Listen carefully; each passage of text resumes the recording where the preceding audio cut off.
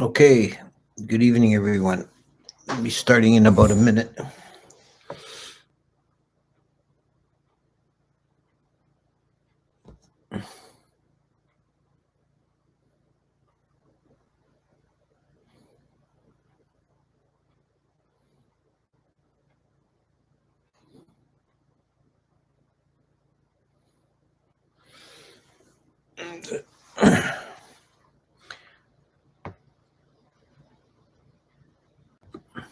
A lot of mosquitoes here.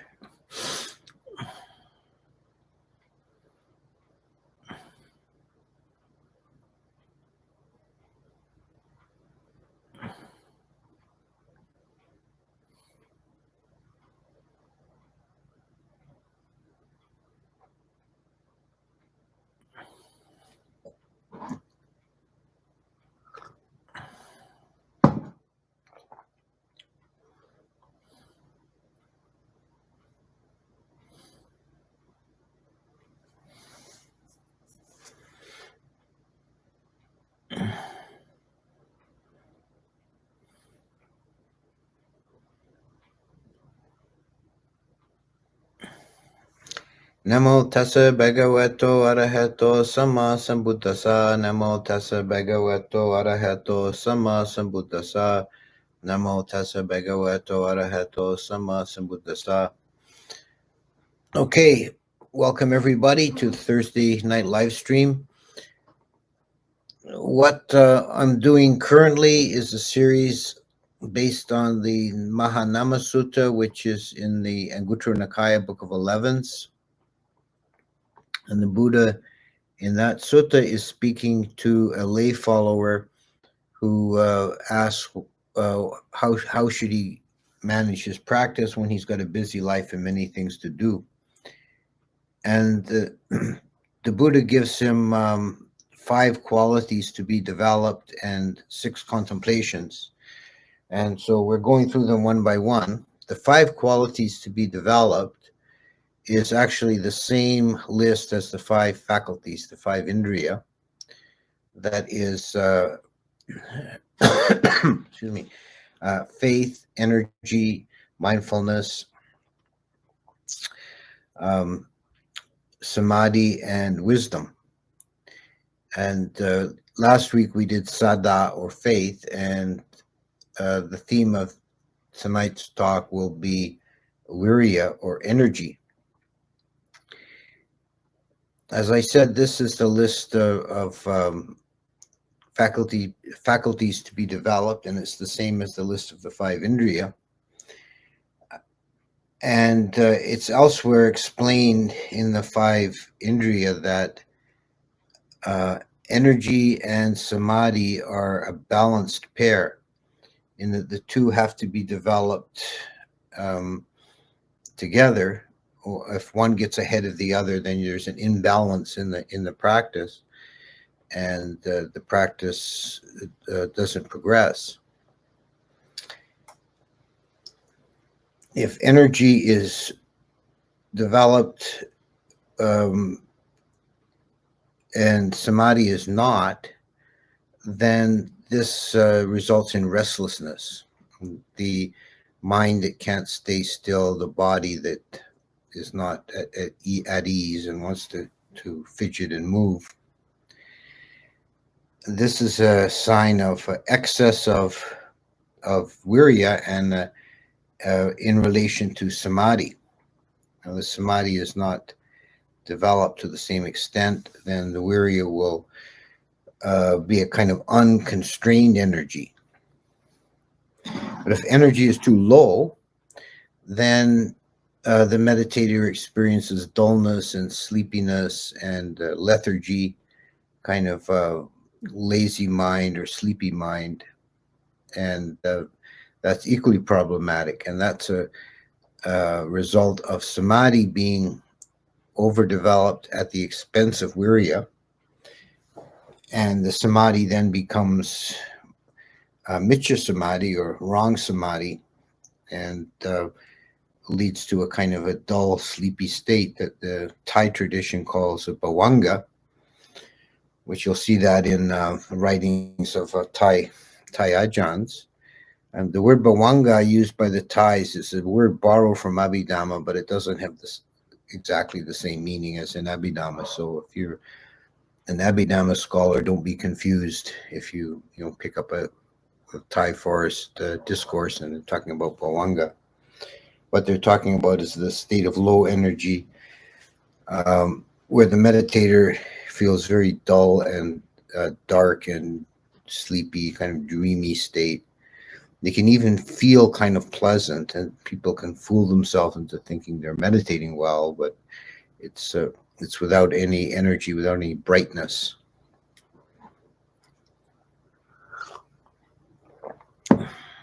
Developing energy is very important. The Buddha spoke about it often, and he said that the path and the fruit are for the energetic, not for the slothful. One has to put in the effort. Right effort. Samavayamo is one of the path factors, of course. So we need to have energy if we're going to make any progress on the path.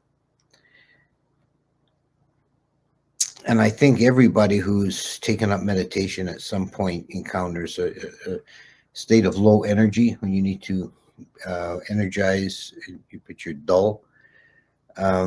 There is one sutta in the Anguttara Nikaya. It's in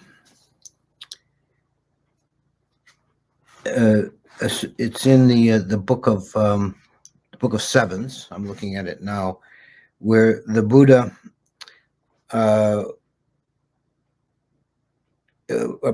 came to see Moggallana before Moggallana was awakened. When he was just starting out, he hadn't yet attained to the path, and Moggallana was at that time struggling with sleepiness.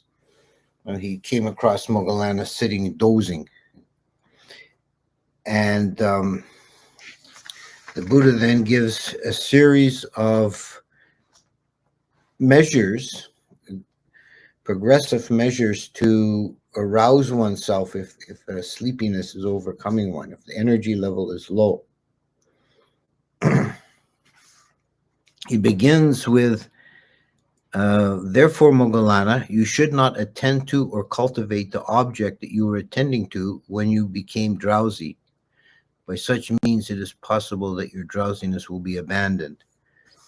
This is quite important. It's the first one that he mentions. You should not attend to the object you were attending to when drowsiness arose. This relates directly to the principle that samadhi and Viriya need to be developed together, that they support one another, but if they're out of balance, then they become a hindrance to each other.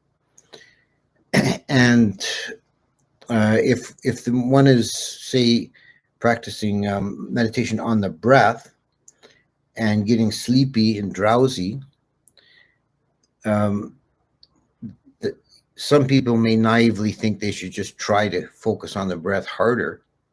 That won't work. That's contraindicated, because if you're low in energy, that samadhi is miccha samadhi, and you become becomes kind of hypnotic. So the Buddha is saying, if you're drowsy, that's not the time to develop samadhi. That's not the time to focus on your object. You need to rouse yourself somehow first before you can properly attend to your object.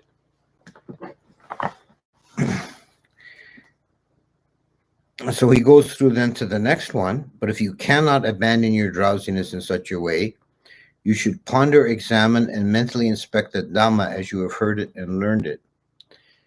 By such means, you may overcome the drowsiness.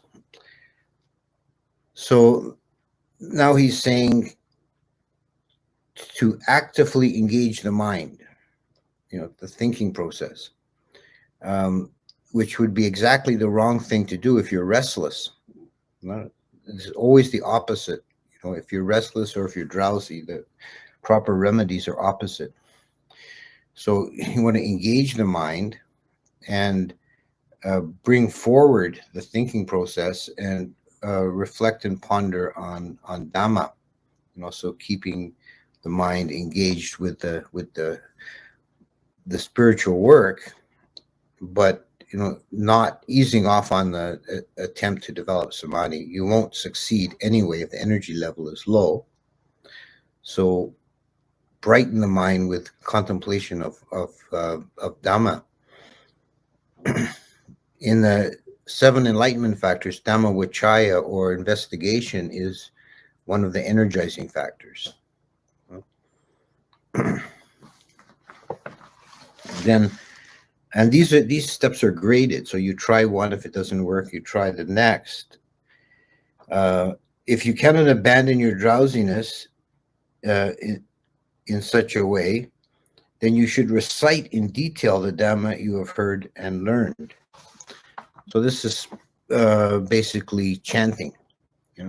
Chanting is chanting passages in Pali is a practice that brightens and energizes and refreshes the mind. And it's very traditional in Theravada monasteries to begin a session of meditation with some chanting. And if you have some understanding of the meaning of the words, not necessarily even understanding them in detail word for word, but if you understand the meaning of the words, that is even more effective. But just the effort of reciting a memorized passage is energizing.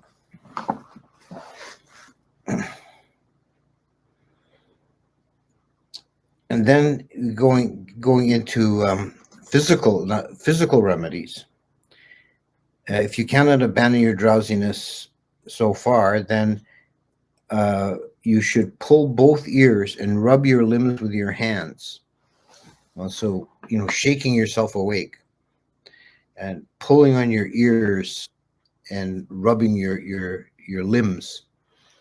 It's kind of ways of kind of shaking or shocking yourself awake. That you need to somehow overcome that drowsiness before your meditation will be successful.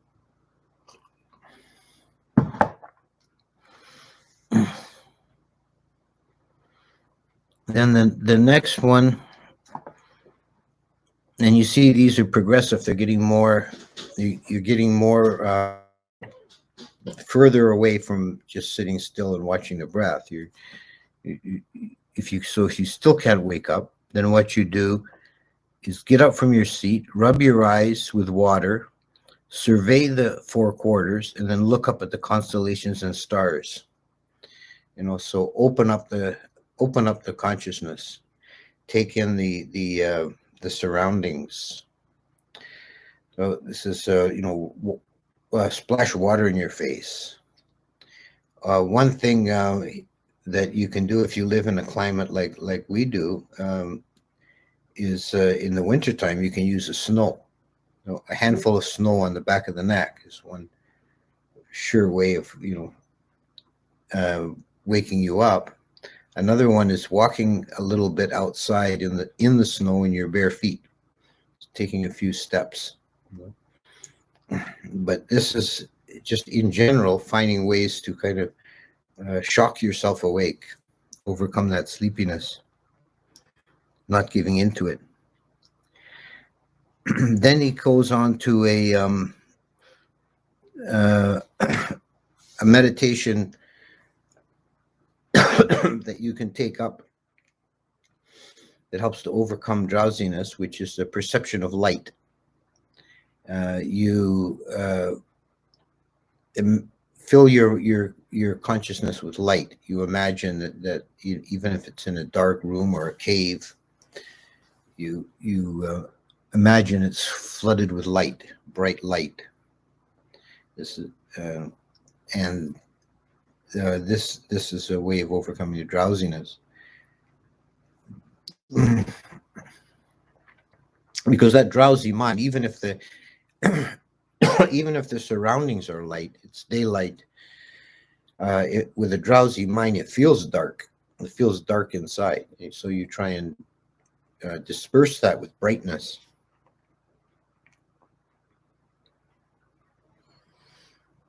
And then he goes on to abandon your drowsiness by walking meditation, walking back and forth, perceiving what is behind you and what is in front with your sense faculties drawn in and your mind collected.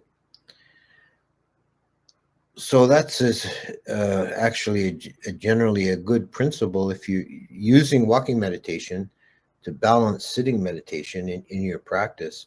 You can fine-tune your practice quite a bit by the use of walking meditation. It's always good to intersperse walking and sitting, but if your tendency is towards restlessness, then you should walk less, and when you walk, you should walk very slowly. If your tendency is towards sleepiness, then you should walk more, do a longer walking session, and walk somewhat more briskly. And you can use that walking meditation to fine tune your state of mind. It's very powerful that way. And then finally, if everything else fails, it might be a possibility that you're just physically exhausted, which then nothing is going to help. So he suggests, this is the Buddha, suggests lying down on your right side in a lion's posture and establish in your mind clearly the intention to wake, and allow yourself to have a brief nap, and then wake up in like 20 minutes or so. He doesn't specify a time here, of course. They didn't use times like that, but one of the commentaries says that the correct amount of time is if you've just washed your face, the time it takes for the water to dry. So it's probably 15-20 minutes. So you lie down on the right side, lion's posture, and establish clearly before you let yourself sleep. Establish clearly the intention of quickly rising, and get up in 15 or 20 minutes very quickly. Don't, as he says, do not give in to the pleasure of sloth, the pleasure of sleep. Get up quickly. And that's a general rule for life, really, is you're better off in the mornings getting up quickly rather than slowly rising from the murk of unconsciousness and dragging yourself reluctantly, or just get up and get on with it. So this was given to Moggallana, who, of course, as we know, went on to become an arahant and one of the two chief disciples, and the chief disciple most renowned for psychic powers. So, so if you find yourself having trouble with sleepiness, don't think you're a hopeless case, because even Moggallana had that difficulty early on.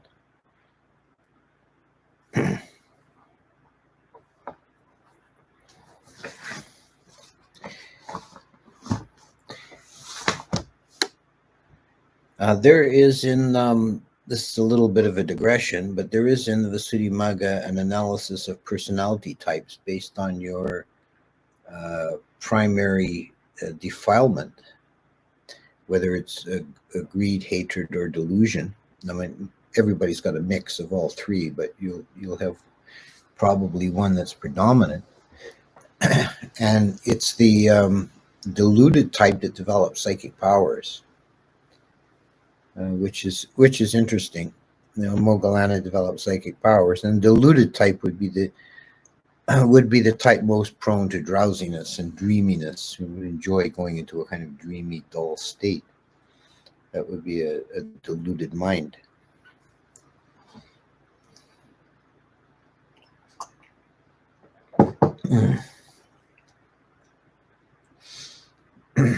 So we are going to 2 weeks from now, we're going. If I'm following the order in the text, that 2 weeks from now we will deal with samadhi, which is the balancing factor for viriya, and talk about how the proper ways of developing samadhi and how it relates to viriya.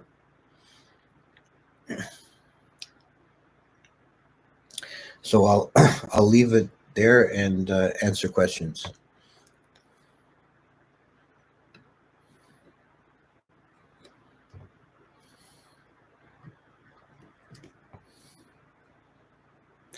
Okay, here we go. First question. Bhante, can a Pacceka Buddha arise in a time when the Dhamma still exists?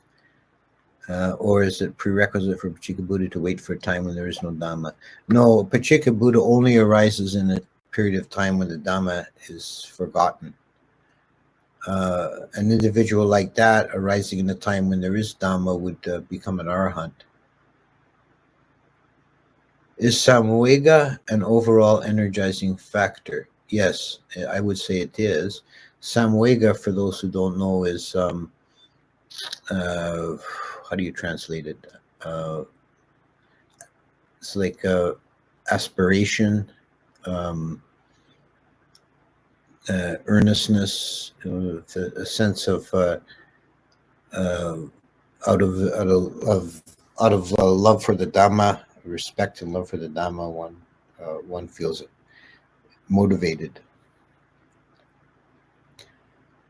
What is your take on the vow to refrain from X amount of nights from sleeping, all night meditation? How does this benefit in the spiritual life? Yeah, good question. There is different approaches to that of sleep fasting. Reducing the hours of sleep is probably a good thing in general. All night meditation works as beneficial for some people. For other people, it just makes them more dull the next day and doesn't seem to have a great benefit. There is also the practice, the sitting practice, which is to make a vow for a period of time never to lie down. You allow yourself to sleep, but only in a sitting posture. So you never get really deeply asleep, and you can't sleep for long that way. That's also, I think, has its pluses and minuses. I think if you've got any kind of back trouble, you stay away from it, because it is hard on the back, because you'll end up sleeping kind of curled forward. But it's something, doing an all-night meditation is something, probably worth experimenting with and trying to see if you find it beneficial. And then you can allow yourself to have a short sleep the next day. Try not to sleep the entire next day, or you kind of undo any benefit. Next question. When I try to keep the precept to not eat at inappropriate times, I end up feeling dull and weak. Yeah, the Buddha particularly addressed this, because after laying down that rule for the monks, that also then becomes the one of the 8 precepts, but was first laid down as a precept for the monks, not to eat at afternoon. Some of the monks did end up feeling sick and dull and weak. And so the Buddha allowed the 5 tonics, so the 5 tonics are what would otherwise be classified as food that are allowable in the afternoon. That is sugar, honey, ghee, oil, and nawanitang. And honestly, no one in the modern times is really sure what nawanitang is, except it's some kind of a dairy product. So in the Thai tradition, which I follow, we interpret it as cheese. In Burma, they interpret it as butter. But these things would, without providing a lot of nutrition, they would raise your blood sugar a bit.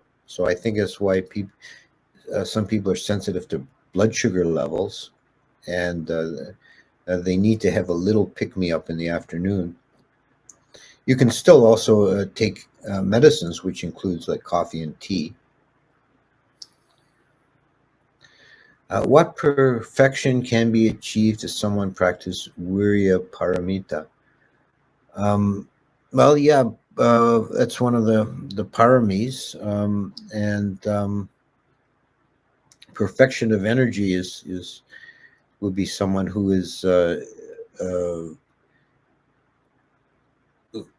beyond fatigue. You can just keep going.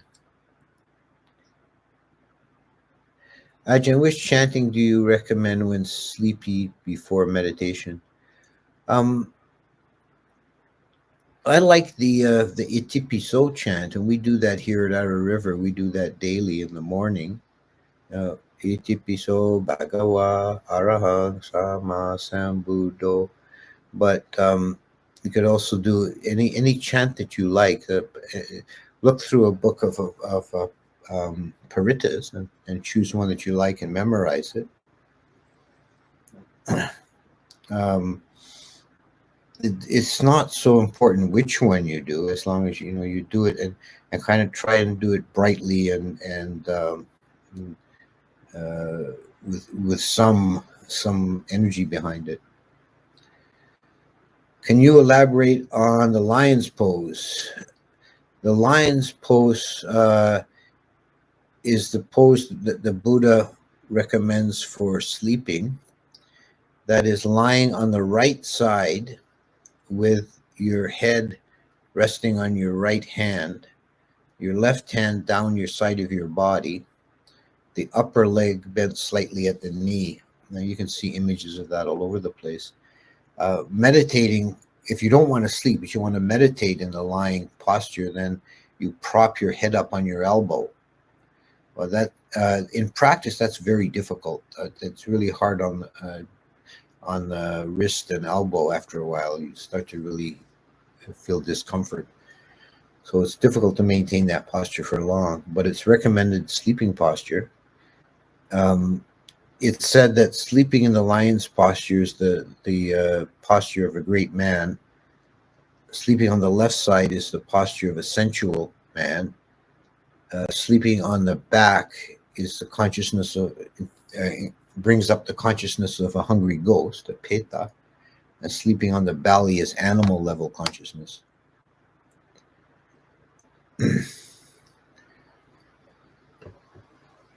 How much of metta versus anapana should be best for aversion types? Should be mostly metta. Any recommendations for hate type mind? Yeah, okay. For someone whose primary defilement is dosa, that is ill will, it manifests as anger, hatred, ill will, irritation. Metta is the recommended practice, and you could take up metta as a primary practice for some time. And generally, besides practicing metta, you should don't forget, very important actually, aspect of metta is have metta towards yourself.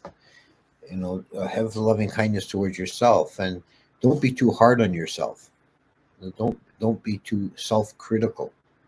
If you're a dosa type, you need to allow yourself to relax. It's the sensualist type, the type who's this loba, who's lost in the sense desire realm. They need more. They need to be more self-disciplined and more abstentious. To be a bit more ascetic, cut themselves off from sense pleasures. How do we rouse our overall viriya levels? A good general rule is you it's a kind of a positive feedback loop. You put in energy, you get energy. So if your overall Viriya levels are low, if you're kind of dull, first of all, sleep less, probably eat less, and watch what kind of things you eat, and uh, do some exercise, some walking or even running, to try and um, you know energize the body. Ajahn, what age should one start not eat at afternoon? Asking as a teenager.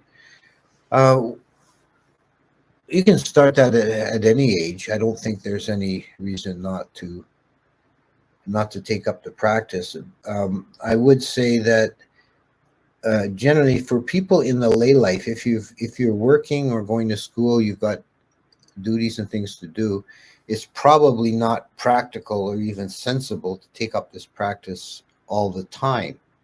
But you can do it make a vow to do it for a weekend or for a week, to follow the 8 precepts. That's very beneficial. But I think trying to live a lay life in the world with responsibilities and duties and things to do, it's keeping the 8 precepts is not really very practical. Some few people manage it, but I think it's a lot to take on. To get rid of sleepiness, could you put yourself on a meditation schedule?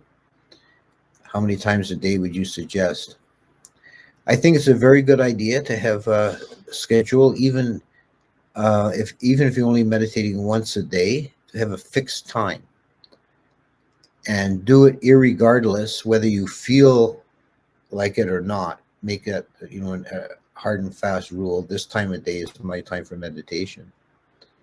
That's probably the single most important thing about maintaining a daily practice, is that consistency. And it becomes, if you do that, it becomes a habit, right? There is the habit tendency of mind that we tend to follow our habits, and a lot of times it's bad habits you fall into. You just keep doing it. But you can use that tendency of mind to your benefit by establishing good habits, wholesome habits. I don't really like to specify how many times a day or how long, because it varies so much on your circumstances and your capacity. If you're just starting out brand new, you probably not bite off more than you can chew. Start out easy and then build up to a more serious practice. I have a serious question. Until recently, my house was overrun with mice or rats.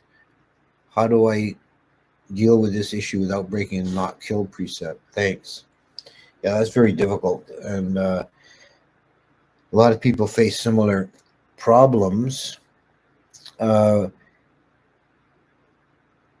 are ways of dealing with pests like that without killing them. You can live trap them and make the environment less hospitable to them. Be very careful not to leave any food out where they can get it, and check the building to see where they're getting in. See if you can seal any openings.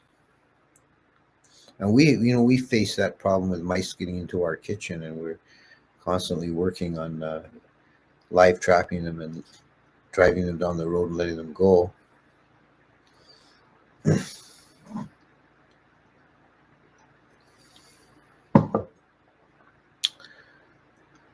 Some places chant Itipiso 108 times. What are the advantages, if any, of taking up this practice? Yeah, we did that in Thailand a few times. That takes hours to do, it's actually quite it's quite energizing to do a long session of chanting like that, and it builds up your paramis. It builds up your adhitthana parami of determination, because you're taking on something that's kind of difficult, and you stick it through, then you've gained in that parami. Ajahn, are there any differences between suicide and murder in Buddhism? Well, both are violations of the first precept. There's no allowance for killing oneself. Acceptance is a very limited exception. If one is already an arahant and the body has reached a point where it's no longer worthwhile carrying it around, and then there's no harm, no foul in finishing the life. But for anyone who's not an arahant, suicide is still a gross violation of first precept and will lead to very likely lead to a lower rebirth. So if there's any difference between that and murdering another, it's perhaps maybe ethically a bit worse to murder another, but it's a fine distinction. I don't think there's any real serious distinction between the two.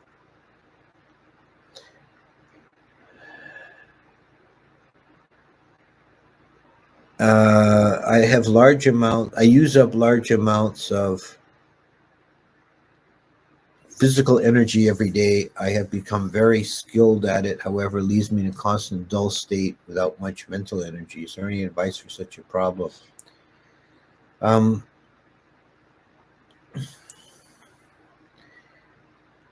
Well, I don't know your exact circumstances, but maybe you're overdoing the physical exertion, and you need to take more rests and make sure you have enough nutrition and liquids, especially.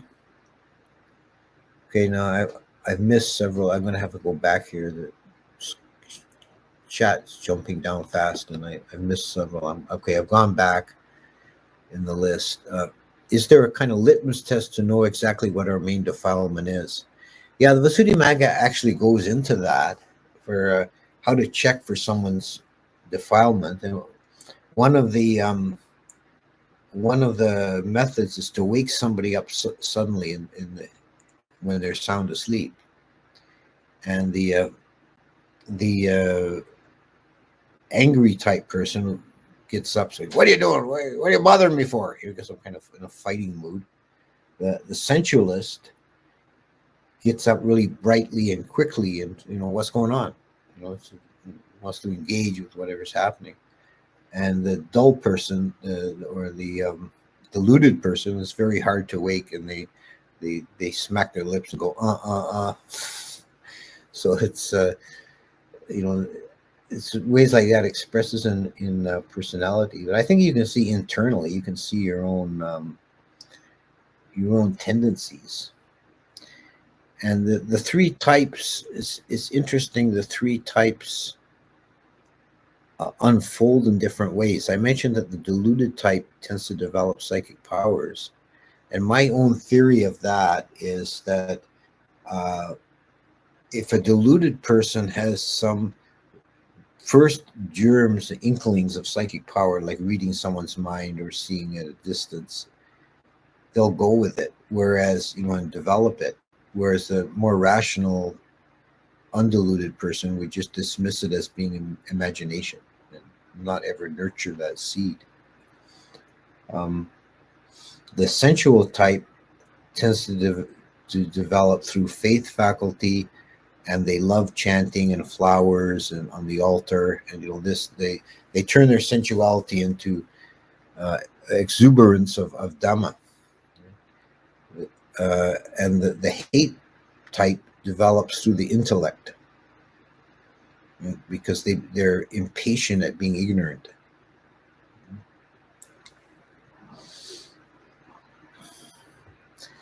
What is the best way to rouse and retain a mind bent on observing the tilakkhana, anicca dukkha anatta, from one moment to the next?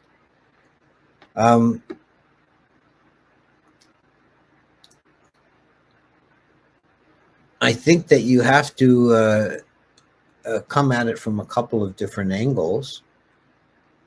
One is a reflective angle to, and this is more kind of broad spectrum approach, is to, remind yourself of the impermanence and emptiness and unsatisfactoriness of things constantly. Not to fall into, and to notice when you're falling into a delusion of substantiality or permanence. But the other is the more subtle penetration, the penetration of those characteristics really comes clearly observing reality and not imposing concepts on it. Is kind of tricky, but this is the essence of vipassana, is being present at this moment with this object of consciousness. What is this object right now? And not going into a thought formation about how it's impermanent or whatever, but just noticing the objects clearly. Then the characteristics become self-evident. They just come forward of their own. But it comes from seeing the object clearly without a grasping. It's important that there's not a grasping mind, because if you're grasping at it, or if you feel it's desirable, or the negative, if you feel it's scary or unpleasant, then you're going to be imposing the opposite factors. You're not going to see the emptiness or the imperfection or the impermanence. So another question about vermin. Where I live, there are lots of invasive insects that are in summer that are difficult to remove. Yeah, we have that too. We've got mosquitoes all over the place right now. It's really thick in northern Ontario in June, especially. A couple of things I could say is, I make a practice of catching insects. A lot of times insects will go on the glass of the window. I catch them with a jar and a piece of cardboard, and I let them go outside. Mosquitoes, if they're indoors, if their house is well sealed, you won't get too many indoors. And I just let them bite. Once they finish biting, they just go away. They don't bother you anymore. It's a good way of learning compassion and patience and endurance. You think of them as your little teachers.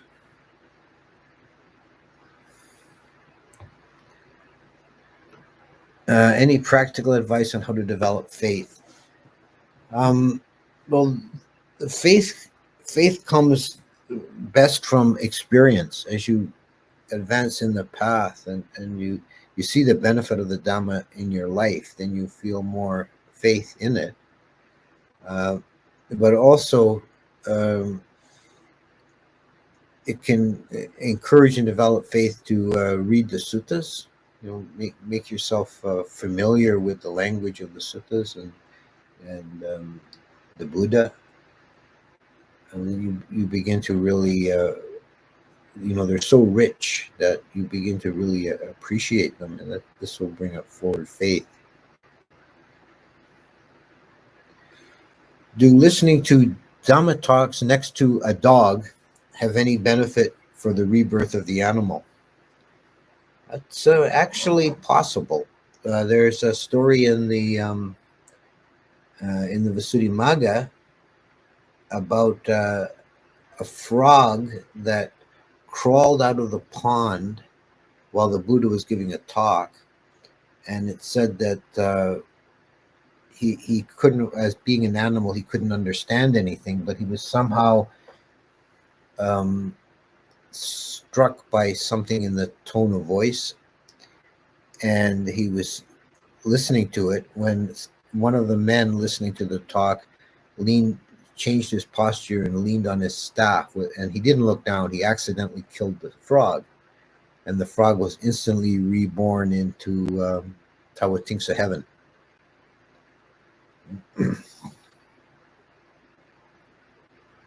There's also a story about the disciples of Sariputta. He's the great disciple renowned for wisdom, and is generally considered the founder of Abhidhamma, and he had 50 disciples who he would expound Abhidhamma to in the beginning of the Abhidhamma tradition. And it's said that those 50 monks, in the many aeons ago, in the time of a previous Buddha, they had been bats living in a cave where a bhikkhu was doing walking meditation every day, reciting Abhidhamma as he walked. And that planted a seed that they've been in their karma, that later they were reborn as humans and became disciples of Sariputta. So it certainly couldn't do your dog any harm, at the very least. Is it stated in any sutta how Venerable Mahakassapa achieved parinibbana? Because I have read the book of the great disciples and did not mention it. I'm not sure. I don't recall the story of Mahakassapa's passing.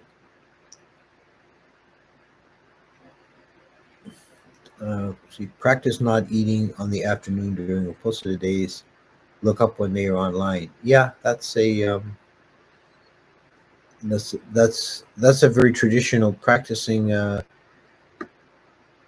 The half-day fast on Uposatha days is actually a very traditional thing in Theravada countries. How to decide whether fears are rational or irrational? How to deal with rational and irrational fears? Well, fear, I'd take a kind of an extreme position and say fear is always irrational. There's nothing rational about fear. It just kind of cripples you. It's not a positive mind state in any circumstance. Of course, there are real and present dangers one has to deal with, but if you have a mind that's clear and awake and not agitated by panic or fear, you can deal with any kind of threat or danger more rationally. You can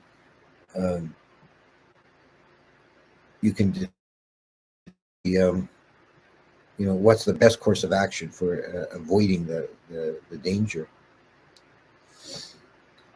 An arahant has no fear. Fear is a defilement. So I don't think you could really say there's any kind of rational fear. And certainly when fear arises, don't let it govern your mind. Don't be motivated by fear, because then you're going to make mistakes and things are going to be worse. I believe after my trauma due to verbal abuse and lots of unpleasant experience, my sankhara has increased.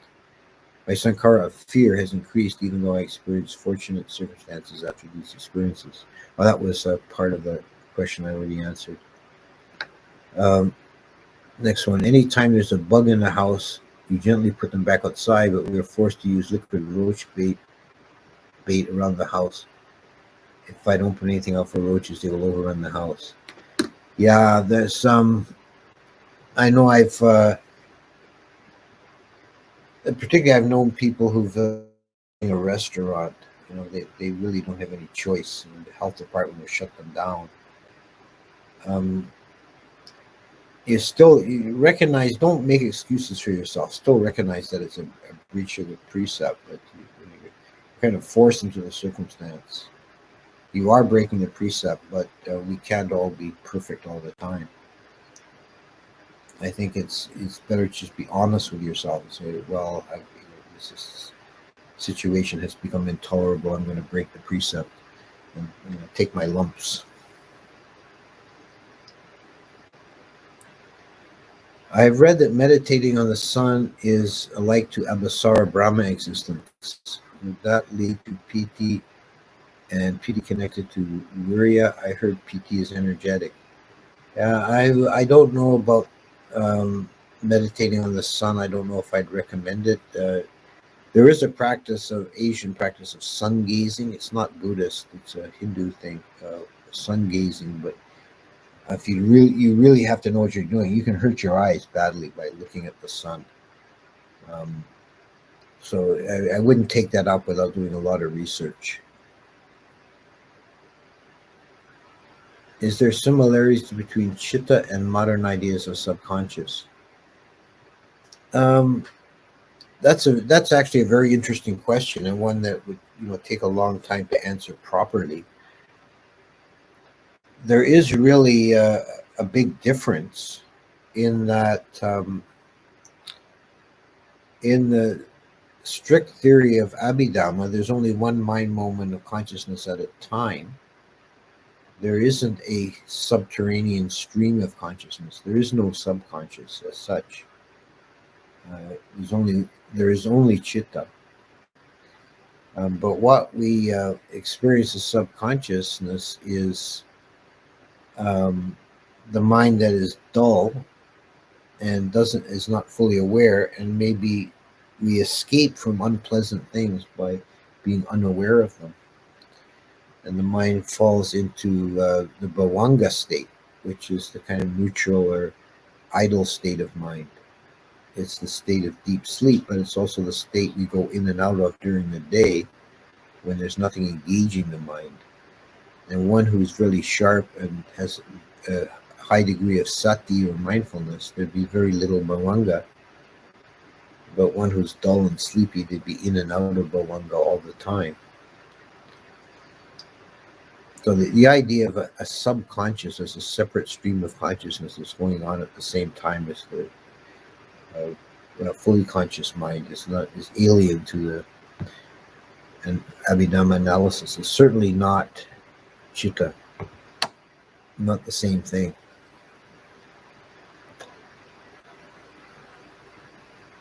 So I think we're kind of winding down. I'll leave it at that. And next week we're doing sati, mindfulness, and be back at the same time next week.